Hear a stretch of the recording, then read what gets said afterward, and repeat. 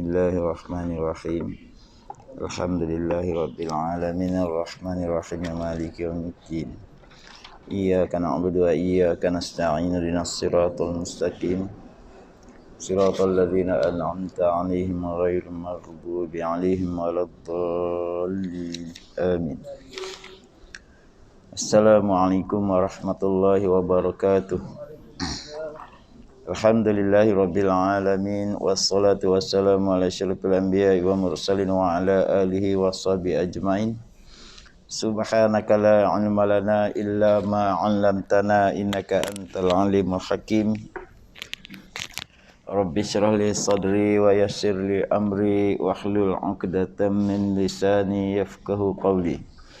Wala haula wala quwwata illa billahil aliyyil azim. Amma ba'du. Pai muka surat apa?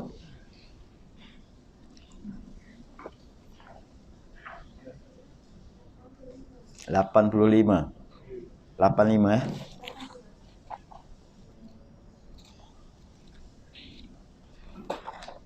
Nombor berapa? Okey. Qala mu'allif rahimahullahu ta'ala wa nafa'ana bi ulumihi wa ja'alana minal mukhlisi bi qiraatihi. Bismillahirrahmanirrahim. Yang ketiganya dengan sebab berkahwin, yakni bernikahlah, menyelesaikan hati daripada mentadbirkan pekerjaan rumah, daripada memasakkan makanan dan menyapu rumah dan menyediakan segala kehidupan dan barang sebagainya, perkara dan lain-lain, maksudnya tu. Kerana istrinya syarat, letak syarat yang solehah, baru masuk dalam nombor 3 ni.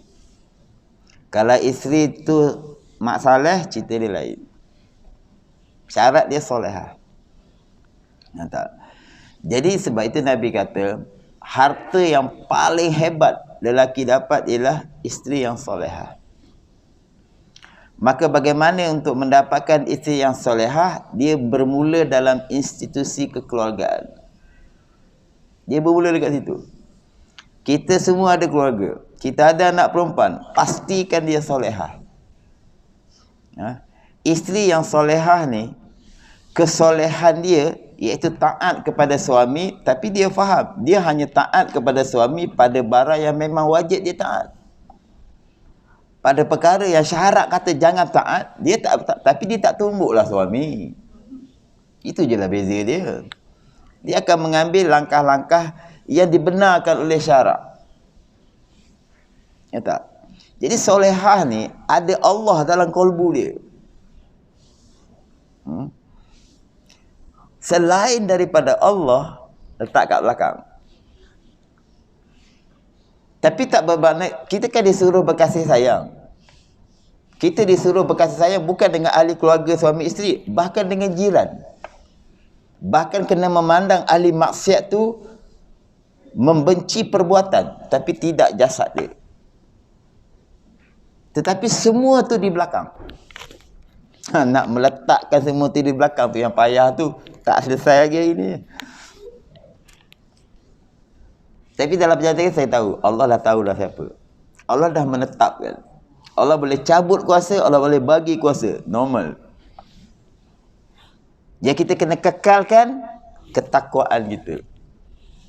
Jangan sembang. Ya tak? Siapa pun naik, tuan-tuan dekat tingkat ni juga. Takkan pindah Presiden 9. Kuasa yang ada pada kita, kita dah guna. Selesai. Kehendak Allah mungkin berbeza dengan kehendak kita. Tenang. Tenang. Bukan segala-galanya. Sebab belum kiamat. Belum mati pun kita, kalau mati dah habis. Jadi jangan terpancing. Kalau kita komen, kita hentam orang ni, kita buat spekulasi. Takutnya ahli maksiat tu masuk syurga awal sebab dia collect pahala banyak. Ya tak? Buat je kerja kita macam biasa. Berdebar, itu normal. Ya tak? Excited dia panggil. Dalam bahasa Uliam. Tu. Jadi hari ni terlepas cakap, selain daripada Allah kat belakang, barulah ada sakinah, ketenangan. Walaupun dia bukan alim, walaupun dia bukan hebat sangat ibadatnya, tapi kalbu dia tu hanya ada Allah. Ni. Jadi saya cerita ni kenapa? Ini ultimate. Ini ultimate. Tak ada lagi yang mengatasi itu. Sesiapa yang berjaya meletakkan Allah 24 jam dalam kalbu dia, dah tak ada wala khaufun alaihim wala hum yahzanun. Tiada ketakutan. Nak inflasi ke, nak recession ke, hebat sangat kita bincang, maka lempeng je. Recession tahun depan ni macam mana ni, maka lempeng je. Kadang-kadang orang panggil nonsense lah. Macam gitu. Baik kita selawat, satu selawat 10 rahmat. Habis. Hari ni selain daripada Allah belakang, maka ulama mengumpamakan bayang. Bayang tu ketika dia di depan kita, tak pernah kita boleh potong dia. Selain daripada Allah, kalau kita letak kat depan kita seperti bayang tu, akan mengecewakan kita. Tapi selain daripada Allah tu, kita taruh belakang, umpama bayang belakang, kita lari mana dia ikut? Tuan-tuan pilih mana? Berkecuali tak boleh, tak ada prinsip. Tak ada prinsip. Islam tak ajar kita berkecuali. Walaupun Nabi SAW patah balik dalam peristiwa nak menunaikan haji tu, itu bukan mengadakan prinsip. Nabi mendapat tentangan. Tapi tentangan sahabat bukan makin hama macam sekarang. Bukan buat keluar cerita 8 tahun lepas dia pernah main judi. Bukan. Mereka menyuarakan setakat akal yang mereka boleh berfikir. Nabi tenang. Itu prinsip. Bila Allah dah kata A, takkan berubah sampai bila-bila. Tapi kalau kita langgar, itu manusia memang sifat dia macam gitu. Taubat. Takkan ada manusia yang bersifat seperti malaikat. Takkan ada. Jangan mencari kesempurnaan, tapi cuba buat yang sempurna. Sempurna tu hanya diperolehi ketika Allah mengampunkan yang lemah-lemah tu. Ketika itu hamba ni di sisi Allah sempurna. Kenapa? Maghfirah tu sampai. Saya teringat cerita seorang sahabat, bukan sahabat, ahli neraka yang terakhir masuk syurga, dikeluarkan daripada neraka. Ketika Nabi menceritakan ni, nama orang ni Juhainah. Ini orang yang terakhir keluar daripada neraka. Juhainah nama dia. Sahabat-sahabat ketika mendengar nama tu, dia menangis. Ada yang menangis. Maka orang bertanya kepada, apa hal kau menangis? Bahasa sekarang. Bukan nama kau boleh sebut. Dia cakap, beruntungnya Juhainah dah ada confirmation dia akan keluar daripada syurga, dia akan dia keluar daripada neraka, masuk syurga. Confirm tak? Confirm. Sementara aku bukan nama Juhainah, 50-50. Sahabat berfikir macam itu. Kita, sip baik bukan nama aku. Corotnya cara kita berfikir. Tengok sahabat berfikir macam mana. Kita tak perasan kan? Masa saya baca hadis tu, belajar hadis tu, saya pun pelik kat kenapa sahabat menangis, bukan nama dia pun. Tapi yang tersirat tu dia faham. Jadi skrip-skrip kehidupan kita ni perlu dipahami secara tersirat. Jangan terlampau rigid dengan yang tersurat. Sebab hikmah benda tersirat. Takdir yang tersurat. Hikmah dia datang kemudian. Setiap takdir tu dia akan datang kemudian. Kita tak tahu. Maka ketika kita tak tahu tu, kita wajib bersangka baik kepada Allah Subhanahu Wa Taala. Jadi saya share satu cara bagaimana saya pun tengah belajar, saya pun mesti berusaha ke arah tu. Bagaimana kita meletakkan selain daripada Allah tu di belakang, ialah dengan meyakini Allah ni kita bersangka baik dengan Allah, apa pun Allah bagi betul. Itu je caranya. Kalau tanya perempuan, dia nak suami yang baik. Masa borak kat Facebook sebelum kahwin, okey. Masa bertunang pun, Masya Allah, hampir-hampir Jibril. Nak cerita baik. Apa hal 3 anak berubah ni? Nampak? Allah datangkan pakej hidup kita ni. Allah datangkan kesusahan kerana menolong kita untuk diampunkan. Allah datangkan masalah supaya kita menikmati. Ketika masalah selesai, kita betul-betul menikmati. Jadi tak ada yang tak betul Allah buat apa kat kita. Nak meyakinkan itu baru boleh letak segala-galanya di belakang. Segala-galanya itu di belakang kita. Dalam kalbu kita hanya ada Allah. Yakin kita dengan Allah. Dan sekarang kita belajar, dia kata yang ketiga, dengan sebab berkahwin itu menyelesaikan hati daripada mentadbirkan pekerjaan rumah, daripada memasakkan makanan dan menyapu rumah dan menyediakan segala kehidupan dan barang sebagainya. Kerana jadi dia nak merujuk kepada bila orang ni kahwin, seorang lelaki berkahwin, dapat isteri, maka isteri tu akan membantu pekerjaan rumah. Tapi wajib tak? Tak wajib. Kalau isteri tu tak larat, kalau isteri tu tak nak, tapi tak berlakulah pada isteri yang solehah. Isteri solehah ni dia tahu pahala terbesar dia bukan di bank, di rumah. Di rumah. Tapi kerana style kehidupan kita dah terima dah adat ni. Suami isteri bekerja, apalagi Kuala Lumpur. Ada orang Kuala Lumpur juga, suami isteri tak bekerja pun ada. Lagi karut.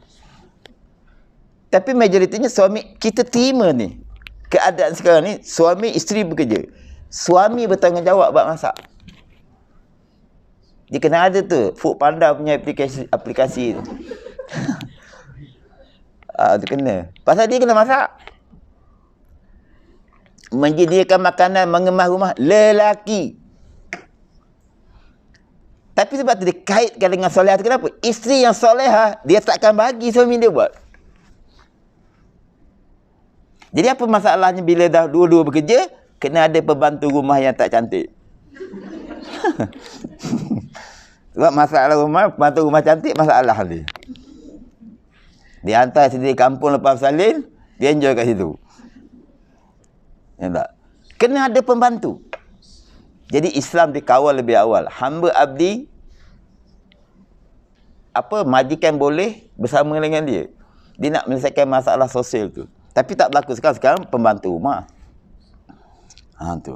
Jadi isteri pula, saya selalu mewar-warkan, tapi planning yang saya cakap ni, dia tak akan berlaku dalam masa 10 tahun, 15 tahun. Dia akan berlaku 30, 40 tahun. Semua hafiz-hafizah dikeluarkan daripada rumah. Jadi tuan-tuan, didik anak tu dengan agama sampai dia jadi solehah. Nanti dia akan mengeluarkan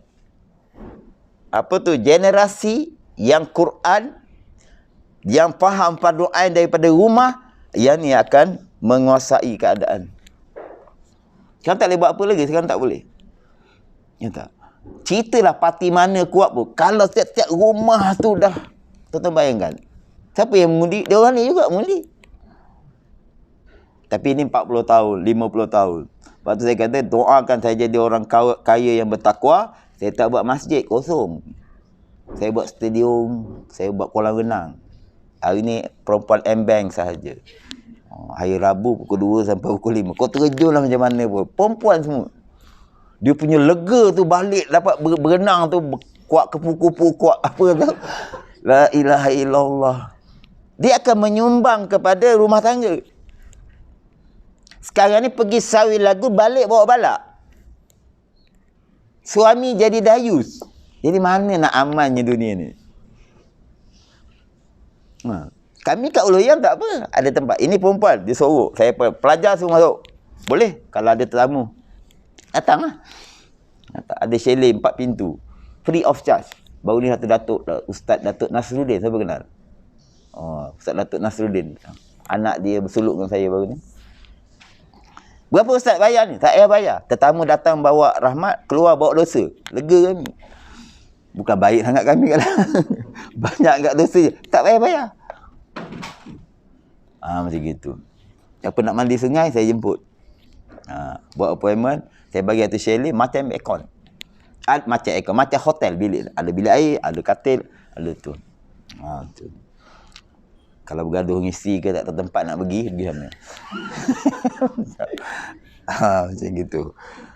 Dia kaitkan tu. Yang ni, Kalau tuan-tuan baca Quran, yang tu menunjukkan sifat yang sebelum tu. Isteri yang solehah. Yang tu nak bagi tahu lepas tu ialah sifat yang ada pada isteri. Isteri yang solehah. Bila kita baca yang je, maknanya lepas perkataan yang tu sifat. Sebelum perkataan yang tu, yang bersifat tu.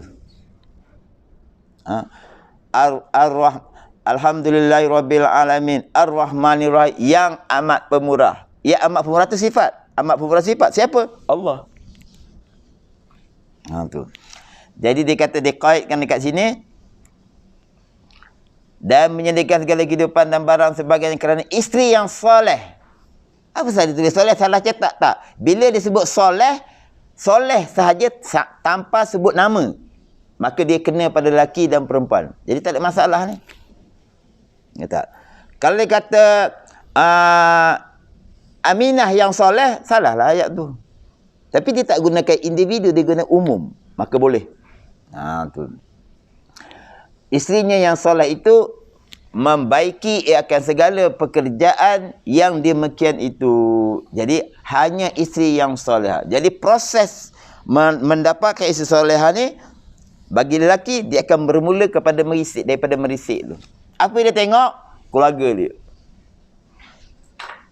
Apa dia kena buat? Pertama, dia kena, kalau dia ni orang masjid lah, yang nak membina anak orang ni, dia pergilah ke masjid yang paling dekat, surau paling dekat dengan rumah tu yang dia nak pinang tu. Ada tak ayah tu 5 waktu? Kalau tak ada, tu tanda-tanda. Jangan sangka buruk dulu. Ya tak? Tengok, dia suruh tengok keluarga. Tu. Yang banyak, yang boleh menghasilkan ramai anak, mana boleh test. Maka dia akan tengok keturunan adik-beradik dia 8. Abang sulung dia yang kahwin 12. Adik-beradik dia sendiri 18. Ni boleh nikah. Dia boleh nikah. Kerana Nabi bergembira dengan umat dia yang ramai. Tu. Maka jadi selesailah hatinya dengan berbuat ibadat. Kalau peneroka Feza, saya anak peneroka. Mak saya biasalah. Pagi dia siapkan sarapan anak dia apa semua. Lepas tu ayah saya nak pergi ladang apa semua tu. Balik makanan dah siap apa semua. Lepas tu kita pula balik makan lagi. Petang kena perambat dengan orang tu. Kena rotan siap apa segala. Tapi mak kita 24 jam kat rumah. Dengan tak ada washing machine. Tak ada rice cooker. Pakai arang. Ya tak? Lahirlah Yunus. Tuan-tuan. Apa kita tak kenang jasa mak ayah kita? Sekarang ni, apa kita buat kat anak kita? Saya, Isnin, setiap hari malam Maghrib ke Isyak tak pernah duduk rumah, melainkan malam Jumaat. Sebab Tok Guru pergi masjid. Hari-hari kena mengaji. Saya akan pakai seluar pendek, saya akan pakai kain pelekat saya ni, saya ngusik orang dulu. Lepas tu saya mengaji cepat-cepat, saya duduk luar cepat-cepat, saya ngusik masa balik pula. Ya perempuan-perempuan terabur lagi. Seronok sangat itu. Tapi tak pernah duduk rumah, tak pernah tuition. Sekarang darjah 2, tuition matematik. Nak kira harta karun mana ni? Ni betul ni? Nak kira harta karun siapa ni? Pada umur seperti itu, bawah 12 tahun, fardu ain. Pastikan Quran dia lancar. Tolonglah. Besok menyesal. Tuan-tuan menyesal tak kita jadi macam ni? Saya menyesal. Patut saya jadi ulama' lebih besar ni. Ni terkaya sikit, terkaya. Alamak, baru tahu. Orang suruh jadi ulama' bukan alamak. Takkan benda yang sama kena pada anak kita? 12 tahun ke bawah, fardu ain Quran, fardu ain Quran, fardu ain Quran. Settle. Ya tak? Nak financial. Ada jabatan finance kat sini. Bukan seorang kena fikir. Tak masalah. Lepas tu kira pun duit kita. Duit orang. 3 bilion, 4 bilion terbeli air mata. Orang punya. Macam itu tuan-tuan. Saya bila dengar tu, anak saya tuition berapa tahun? 8 tahun. La ilaha illallah. Tak pernah tergambar saya. Pastikan tu. Pastikan seret anak kita tunggu masjid. Latih. Biar dia main kat belakang dengan bapaknya. Jadi masyarakat kadang-kadang marah itu marah ini. Yang dia gendong tu betul-betul. Kerjanya menyalahkan orang. Menyalahkan pemerintah. Menyalahkan parti politik. Awak sendiri pun saya ingat. Anak saya tak ada seorang sekolah kebangsaan. Tok Guru tak bagi. Bukan kata hina sangat. Hantar sekolah Islam. Dalam keadaan umur 28, 29, saya dah khidmat dengan seorang tuan guru, tak ada kerja, tuan-tuan. Macam mana saya nak hidupkan anak saya tu? Nak sekolah kan? Sekolah Al-Amin Gombak pula tu. Tuan-tuan tahu yuran dia berapa? Macam gitu. Tapi, saya buat. Jadi kalau saya mati besok, Allah tanya saya apa semua tentang anak. Tanya dia, dia tanya guru dia. Kenapa? Dia tak faham belajar. Saya kerja cari duit, bayar yuran. Ni dah lah yuran tak bayar. Anak pun tak diajar. Dahsyat ayahnya ni. Tolong, 12 tahun ke bawah, tak payahlah tu cek matematik, geografi apa semua tu. Kita hafal ibu negeri Ghana, tak ada faedah langsung.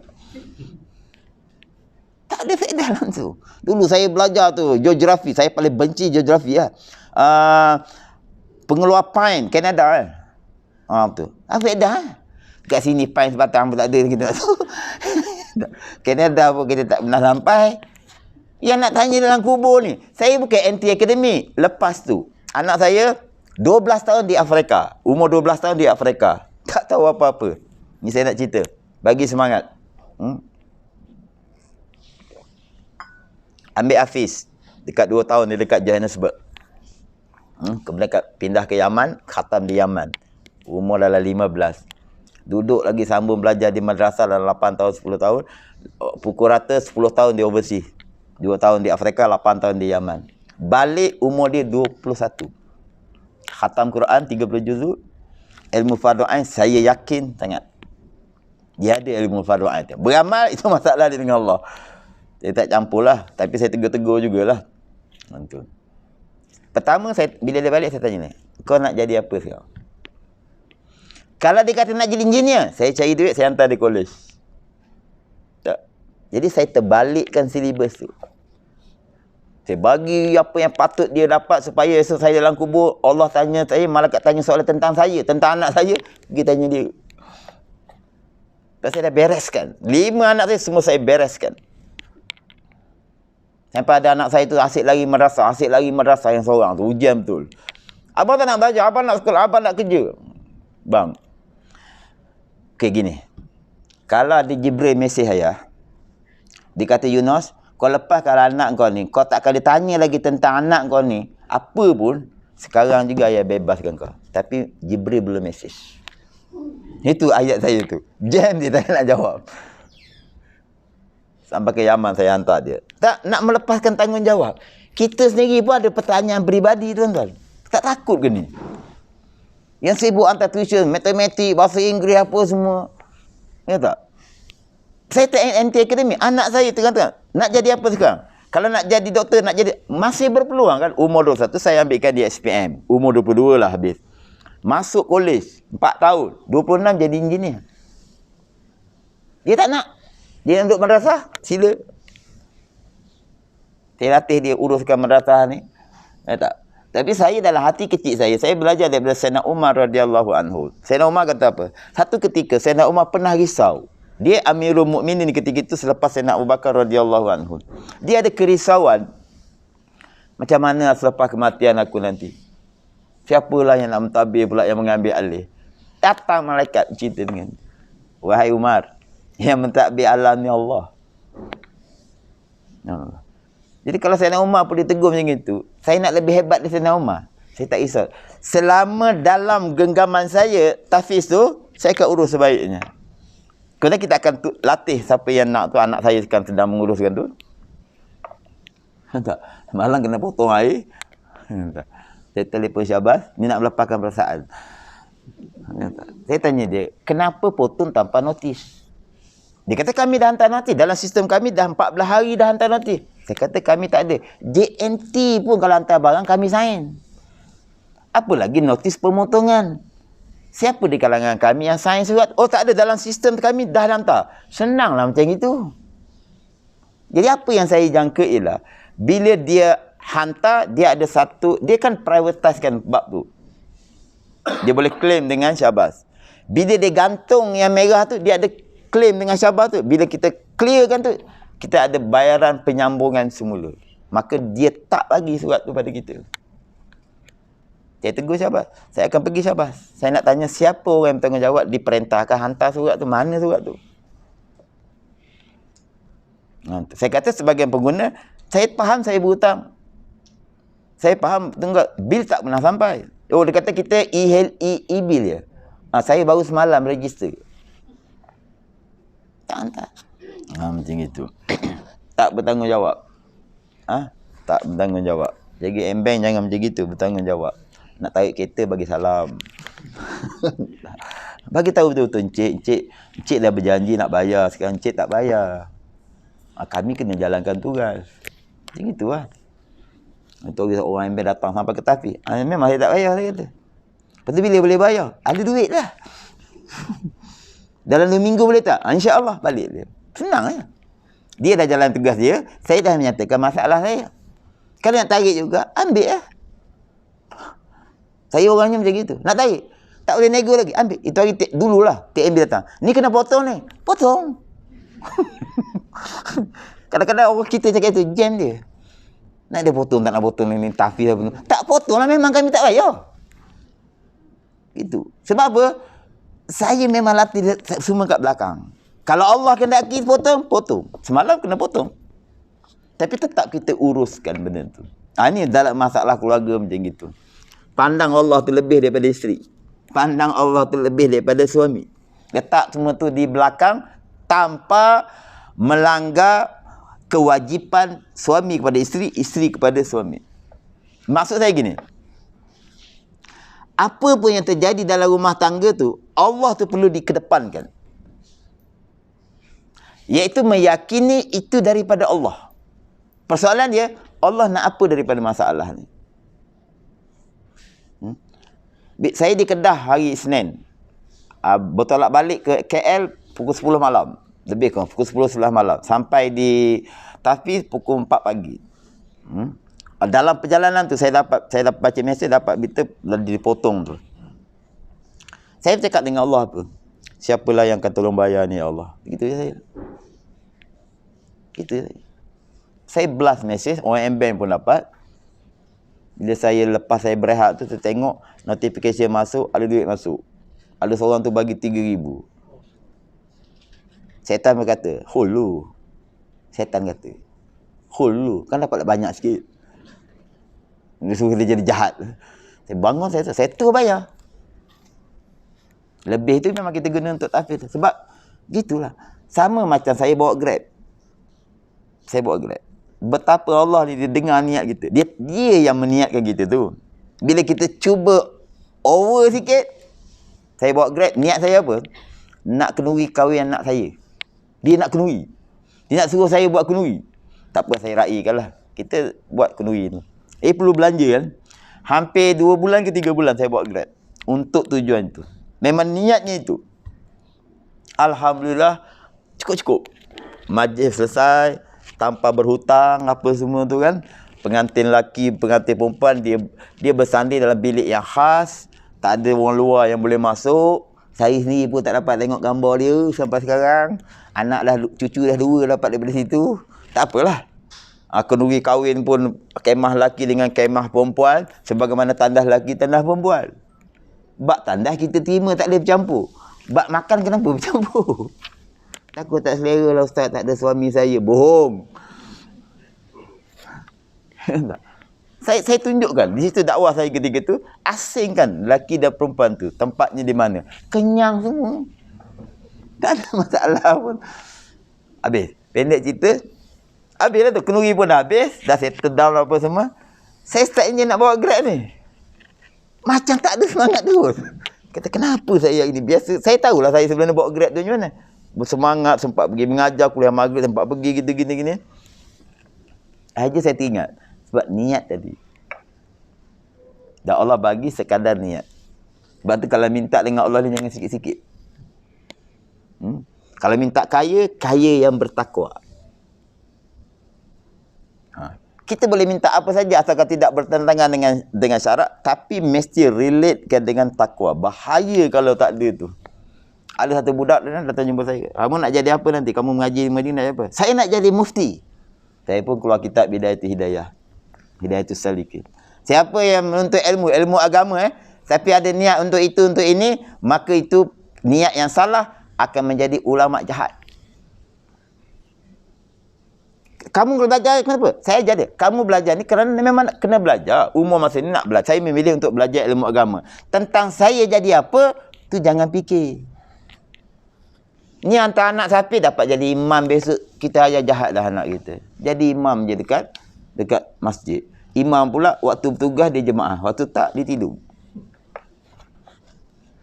Bagus makmum lagi. Sebab dia bertugas.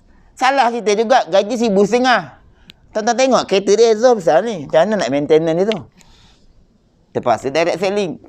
Cuba bagi RM10,000 imam tu. Tak gimana lah.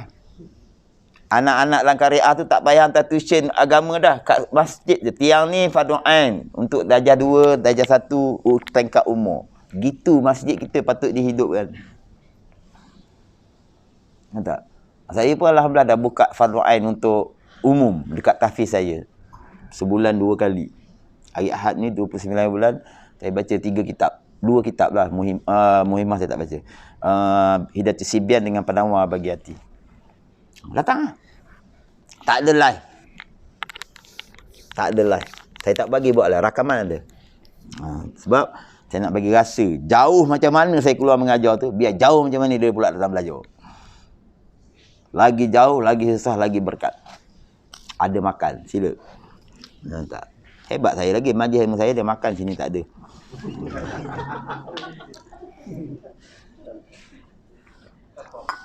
Sesuai dengan waktu lah. Habis. Ingat ya. Jadilah isteri yang solehah. Awak tu dah perempuan. Tak boleh tukar lah. Saya, banyak kali saya kata. Saya dah baca kitab ni banyak kali tu. Saya rasa nak pergi Singapura, nak tukar jantina. Tapi tak boleh. Betapa ruang untuk perempuan tu sangat luas. Tapi yang tersimpan dalam diri tu nafsu. Nafsu yang kalau tak dibendung, tak ada apanya suami ni bagi dia. Kalau bahasa di Indonesia, biasa isterinya telah menceraikan dia. Bahasa dia macam itu. Atas sebab-sebab tertentu lah. Jadi dia dalam bahasa kita sekarang minta pasrah. Pergi pejabat qadi, buat aduan, suami saya dah pukul saya apa semua, minta aduan untuk bercerai apa semua. Tapi siapa yang menelusuri kitab ni, dia akan dapati beruntungnya jadi perempuan. Tuan-tuan akan kena tanya dengan hal jiran. Perempuan tak? Tuan-tuan akan ditanya tentang pemerintahan. Perempuan tak? Jiran-jiran kita yang ke Bulu tu, jiran kita bertanggungjawab. Sebagai penolong yang pertama, jiran. Perempuan tak? Orang sana mati, tak pergi tahlil, tak ada masalah. Kita ada tanggungjawab untuk menenangkan tuan rumah, memberi sedikit semangat kepada tuan rumah. Maka ulama-ulama mencipta satu ibadat tahlil tadi. Cuba tak ada baca Yasin, tak ada tu. Borak lah. Tambah sekarang orang nak mati ni. Aku bengang betul. Siapa Perdana Menteri ni? Oh ni kematian ni. Pandainya ulama menyusun tu. Kita kata silibus lah. Kalau kematian apa nak buat? Itu saja. Memang tak ada pada zaman Rasulullah. Sahabat-sahabat iman dia macam mana? Sebut nama Juhainah, orang terakhir keluar daripada neraka menangis. Kita tak. Kita rasa bernasib baik bukan nama kita. Jadi orang tanya, kenapa kau melangis? Bukan nama kau. Sebab bukan nama aku melangis tu. Sebab dia dah confirm masuk syurga. Aku tak. Aku tak. Jadi bersedia selain daripada Allah di belakang. Ya tak? Maka Allah kata jaga isteri itu, lindungi isteri itu daripada neraka. Perkara itu perlu letak di depan. Iaitu memastikan isteri itu terlepas daripada neraka. Ya ayyuhallazina amanu qu anfusakum wa ahlikum nar. Wa ahlikum nar. Lepaskan diri kamu daripada api neraka, lepaskan isteri kamu daripada berat dan tanggungjawab kita ni. Jangan senang lena lah dengan pada dunia tu. Kalah lah yang jenah tu. Tak. Tu. Saya aja tengok dengan sopan tahun ni. Tak. Lepas tu jimatkan masa, Tengok kat YouTube je. Yang goal je. Sama je. Saya tengok yang orang tengok live dengan saya tengok yang 3 minit. Sama? Sama. Lah buang masa. Nafsu lah tu. Saya pun ada lagi nafsu. Tapi kecil lah sikit daripada tengok full time tu. Yang berjaga tengah malam minum kopi apa semua tu. Perempuan tak terbabit. Masalah ni. Tu. Besok murung je. Isteri yang kena. Pasal dia kalah. Tak adilnya manusia ni. Maka jadi selesailah hatinya dengan berbuat ibadat. Hati siapa? Suami. Jadi perempuan kena ingat. Kalau cerita pahala lah. Tapi pahala ni silibus tadika. Kita dah jelaskan kelas yang lepas. Jadi nanti kalau tak ada pahala kau tak ibadat ke? Dia soalan dia macam gitu. Ulama-ulama sufi dia tanya macam gitu. Kalau tak ada Allah dia tak janjikan pahala kau tak ibadat ke? Allah dah jadikan kau manusia tu pun alhamdulillah. Jadi umat Nabi Muhammad pula tu. Cuba Allah jadikan katak. Naik tingkat ni kena sepak. Naik tingkat ni kena sepak. Kat mana boleh kena sepak? Takkan ada dia ajak ada orang ambil katak tidur sebantai ni, tak ada. Tapi dia lebih mulia daripada kita sudut dia takkan masuk neraka. Katak. Yang kita kata mati katak tu kan. Sebut nama apa dia mati lepeh macam itu, dia tak ada persoalan gubuk. Kita ni ada dia. Man rabbuka, itu soalan yang pertama. Kalau bahas man rabbuka ni 4 kuliah kot. Satu hari nanti saya akan bahaskan. Man rabbuka tu, apa rahsia di sebalik soalan tu? Apa tuntutan di balik soalan tu? Kita kalau jumpa orang tanya, dari mana? Kita akan tanya tu. Cuba kita tanya. Man rabbuka? Tak ada orang nak berkawan dengan kita. Kalau dia ada iman, tersentuh hati dia tu. Saya pun tak pernah tanya gitu. Kita tanya mana? Buat apa sini? Gitu je, soalan-soalan gitu. Tapi masuk kubur, tak ada dah soalan jenis tu. Man rabbuka tu. Itu tak lepas, tiada soalan seterusnya. Kalau dalam cerita rancangan TV yang apakah soalan pertama? Apakah ini? Soalan seterusnya. Senanglah duduk kubur. Tunggu soalan yang kita sampai kita boleh jawab. Tak. Man rabbuka tak selesai. Azab. Kalau kenal Tuhan, apalagi kehidupan dia tu tak ada yang lain daripada qalbu melainkan Allah. Dia tak kata miskin, dia tak berkait dengan miskin dan kaya. Tuan-tuan rasa yang paling banyak sembahyang kita dengan Abu Hurairah siapa? Abu Hurairah ke? Abu Hurairah lah, sahabat. Yang banyak zikir kita ke Abu Hurairah? Abu Hurairah. Yang paling tengok banyak tengok Facebook siapa? Kita. Abu Hurairah paling banyak zikir daripada kita. Abu Hurairah sembahyang lebih hebat daripada kita. Abu Hurairah menuntut ilmu, tak buat kerja lain. Perang pun tak payah pergi. Ahli sufah. Tapi dia miskin. Saya nak bagi tahu apa? Jangan kata sejak aku sembahyang duha ni lah murah rezeki. Syirik. Maka dia rasa amal dia tu, itu dipanggil syirik yang khafi tu. Tak ada urusan. Kita sembahyang duha kenapa? Nabi kata sembahyang duha walaupun dalam musafir. Itu saja sebabnya. Takutnya kita mengandalkan rezeki, sekali rezeki tak sampai, terbang sejadah tu. 8 rakaat sehari pun susah ke. Dia sembahyang 8, orang main 4 rakaat, 2 rakaat dia 8. Setahun dah macam gitu. Apa juga dia empas lah dia punya sejadah tu. Kerana ada mengaitkan dengan selain daripada Allah. Kenapa kita solat? Perintah Allah. Itu saja. Allah nak bagi pahala ke? Allah nak bagi apa ke? Allah nak bagi itu ke?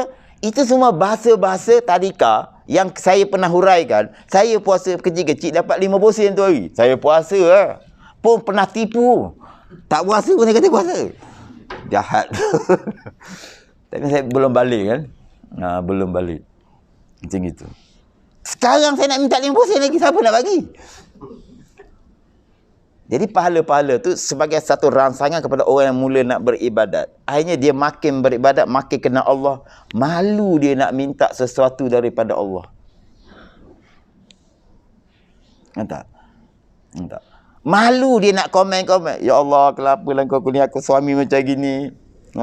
Balik selalu malam. Kita dengar orang sana pula, isteri tu berdoa. Ya Allah, suami aku dia asyik duduk rumah je. Jadi mana satu yang betul? Sebab tu Syekh Mutawali, saya dengar dia punya ceramah. Dia buat satu cerita perumpamaan. Dia kata, dia nak bagi tahu, Allah bagi masalah sesuai dengan kita. Okey, 5 tolak 3 berapa? 2. Okey. Jadi, Allah tahu kita ni sesuai soalan apa? Nak disoal. Maksudnya, nak diuji dengan apa dalam kehidupan tu? Ada tak Allah akan uji dengan benda yang kita tak mampu tanggung? Jawapannya tak ada. La yukallifullahu nafsan illa usaha. Baik. Jadi standard kita ni, Mamat ni, takdir dia, aku akan uji dia dengan 5 tolak 3. Aku tunggu dia jawab 2. Bila dia jawab 2, aku upgrade diri tu, naik tingkatan. Tapi dia ni 5 tolak 3, dia tak jawab. Dia jawab salah. Maka Allah tukar soalan. Tapi masih berkisar pada standard tu. 2 tolak 0. Berapa jawapan dia? 2 juga kan? Sama dengan 5. Gitu je lah. Selagi kita tak betul jawapan tu, selagi kita tak pasrah kepada Allah atas takdir tu, selagi tu akan dia bagi. Itu maksud dia tu. Jadi satu ketika ada ulama ni kata, orang ni mengadu masalah. Okey, kau orang tulis semua masalah ni. Masalah peribadi masing-masing tulis begini. Setiap orang hantar satu kertas. Kata, tulis sama. Dia panggil. Kemudian dia panggil. Dah terkumpul tu dia panggil seorang-seorang. Panggil. Sekarang engkau cari masalah. Engkau pilihlah masalah mana yang kau nak. Sebab dia tak puas dengan masalah sekarang. Dalam banyak ni pilih. Lama dia pilih. Kau kenapa tak jumpa? Aku cari yang nama aku juga. Rupanya masalah dia tu yang paling ringan. Ada lagi masalah orang yang paling berat. Tadi isteri tu berdoa, suami aku diturut tu, Allah tak balik-balik ni, malam lah ni. Yang sana, kenapalah suami aku duduk rumah ini? Masalah juga. Duduk rumah saja masalah, duduk tak balik-balik pun masalah, tak ada suami masalah, ada suami masalah. Kan elok kita terus pergi kepada Allah. Yang tengah-tengah ni skip. Kita lalu tu dengan akidah, dengan sangka baik kita kepada Allah Subhanahu Wa Taala. Semua tu akan selesai, mana kolbu tu akan tenang. Bila ada percampuran yang lain daripada Allah dalam kolbu, tuan-tuan sendiri merasakan keluh kesah, gelisah, menyalahkan orang, menyalahkan takdir. Padahal yang mencipta takdir itu Allah, dia salahkan. Layak ke? Layak ke? Jadi kita akan diuji di jalan duta, ketika jalan jam orang potong queue. Itu soalan kita. Kita boleh kata innalillah ke, atau kita maki. Macam dia seorang ni nak cepat. Otak tahu kat lutut. Sedap. Malaikat pun tulis dosa. Kena jam dah. Kena silang dah. Betul sama. Kau mengatur orang pun RM1.4, tak mengatur orang pun RM1.4. Mana untungnya tu? Tak ada untungnya. Tapi sekali lagi, kalau tuan-tuan, ulama nak mencapai ni, kalau belum ada guru mursyid, bukan guru muzik, tulis betul-betul, guru mursyid, rasyada, yang menunjukkan jalan, yang akan mendidik kita menyerahkan diri kepada Allah, tanpa meninggalkan ikhtiar. Ia akan meletakkan Allah tu di hadapan. Pada waktu susah, waktu senang, waktu miskin, waktu kaya, recession, ekonomi bagus, sama je dengan Allah. Selawat. Yang tu hari saya suruh selawat 1,000. Saya atas. Downgrade sikit, 500. 500. Kita nak hasil, bekerja tak nak. Tu masalah kita tu. Lepas tu, dah beramal nak cepat. Jadi kamu selawat tu kenapa? Kerana Allah berselawat. Malulah aku tak berselawat. Itu je jawapan dia. Tentang Allah nak bagi apa, terserah pada Allah. Tapi sentiasa Allah tu merahmati orang berselawat. Kerana memang satu selawat 10 rahmat. Nak apa lagi tuan-tuan? Kita nak pakai akal sekarang ke nak pakai kolbu? Pilih ya. Kalau saya dah cut off lah, saya nak pakai kolbu je. Sebab kolbu yang betul ni, dia akan menjernihkan akal. Kolbu yang bersih, dia akan menjernihkan semua. Dalam diri kamu ada segumpal daging, kalau baik, baik semua. Bukan saya kata, Rasulullah SAW bagi tahu. Kita duk cari jalan lain juga. Di Selcom, di sini pun saya pernah bercakap, sekarang saya nak tuntut. Berapa orang dah khatam Quran di pejabat? Tu Haji kerja MBAM berapa? Berapa tahun dah? 17. Setahun satu juzuk dah 17 juzuk. Tapi juz sahaja ni. Sekarang mulakan. Beli satu Quran. Letak dekat tempat kita bekerja. Pagi-pagi sampai. Pastikan baca. Tak boleh 3 baris, 2 baris. Jangan pakailah handphone tu. Saya tak percaya. Saya pun tak percaya handphone tu. Kalau ada handphone Quran nanti apa-apa. Tak tengok pun. Tetap pergi YouTube. Ni yang bercakap ni. Bukan orang lain ni. Letak mushaf tu sebab ada berkatnya. Nanti susah nak. Ambil lah wuduk. Apa payah no. Tengok orang dekat gym tu punya. So, kena pakai ketat. Kena pakai tu. Sanggup pun. Kena buka seluar selek tie apa semua. Pakai benda tu. Angkat gini. Ish. Takkan ambil wuduk susah. Belajarlah wuduk subuh tu tahan sampai pukul 9. Kan senang. Daripada rumah tu, pastikan daripada rumah ke pejabat tu ada wuduk. Itu perjalanan tu dirahmati Allah Subhanahu Wa Taala. Kemudian mudah-mudahan ada sejarah kita pernah khatam Quran di pejabat yang kat rumah Quran lain. Saya pernah cakap dekat Selcom dulu, mudah-mudahan ada yang khatam. Tak. Kita rasa benda tu sikit, tapi dah 17 tahun. Hate jangan buat kerja. Tak payahlah baca Quran. Gantikan dengan selawat. Macam gitu. Jadi kena ada satu benda-benda gini yang akan menolak kita tu. Yang akan menolak kita tu. Kalau Quran dah atas meja ni, terkawal lah sikit lagi kita dengan izin Allah Subhanahu Wa Taala. Tu. Sebab tu saya kerja-kerja tu, bila nak buat jahat, nak nakal, malam Jumaat tak boleh lah, besok. Malam Jumaat tak boleh buat jahat. Baik-baik, besok. Ada sandaran dia tu. Ini dia kata, syarat isteri solehah. Di pihak sebelah sini, dia kena tune. Dia kena generate isteri solehah tu. Isteri yang soleh. Di sebelah sana, dia kena, sebab kalau dia solehah, kalaupun lelaki tu Fir'aun, dia tetap selamat. Itulah untungnya perempuan. Suaminya penyangak besar, dia taat. Balik masak nasi. Apa semua tu, dia selamat. Yang penyangak tu yang tak selamat. Kecuali dah terancam. Macam baru satu kes. Suami dia dah pukul dia apa semua. Saya sabarlah. Tak apalah kalau nak sabar. Tapi jangan di cerita sana, cerita sini. Itu tak sabar namanya. Kan? Kalau tak sabar. Ketika dia nak pukul, kau larilah. Sebab terancam. Nyawa tu perlu dipelihara perempuan. Maka, tapi sekarang ni bentuk penganiayaannya apa? Media sosial, viral. Itu satu bentuk penganiayaan kepada individu-individu. Kita buka situ rumah tangga dekat tu. Kita buka ini. Tak. Dan yang paling saya ngeri ialah manusia berbuat dosa dengan gembira. Mana bukti dia? Perempuan tu dekat Sambil Lagoon, snap, keluar. Maka dia sedang memberitahu dosa dia. Itu Allah murka. Kalau itu dosa kecil, dia upgrade jadi dosa besar. Perlu kepada taubatan nasuha. Jadi Facebook bukan guna untuk tu. Facebook, Instagram, TikTok bukan guna untuk itu. Dia mesti digunakan ke arah kebaikan. Ke arah kebaikan. Yang boleh memberi manfaat. Baru ni ada satu masalah. Senangnya masalah tu. Tapi sebab kita tak ada ilmu, jadi susah.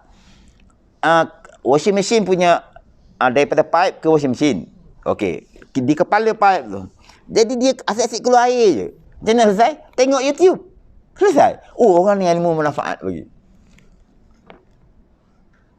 Bukan cerita fiqh, cerita hadis je. Apa saja yang memberi manfaat. Tapi cerita awak pergi sawir lagu dalam keadaan aurat tak tertutup rapi itu jauh daripada manfaat. Itu kemegahan. Suami biarkan, daya minta maaf cakap. Jadi pastikan WhatsApp tu picture profile, gambar kucing ke, biar awak janganlah. Tak.